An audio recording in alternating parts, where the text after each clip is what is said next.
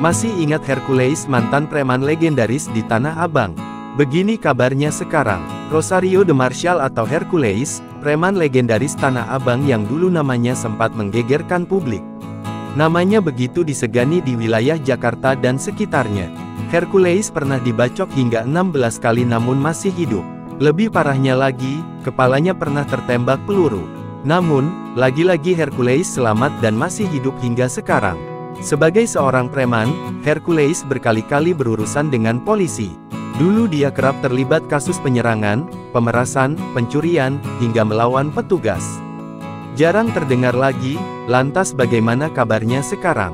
Kini mantan preman Tanah Abang menyandang marga Karo dalam ritual adat di Hotel Brastagi Cottage, tanggal 2 Juli tahun 2024. Ia disematkan marga Tarigan, sementara sang istri, Nia Dania, disematkan Beru Perangin Angin Bangun.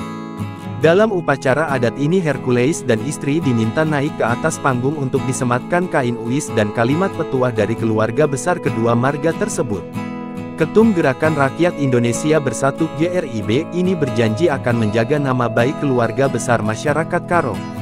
Ia bahkan berkelakar akan membantu saudara Karo karena sangat terkenal di Jakarta. Jadi kalau seandainya ada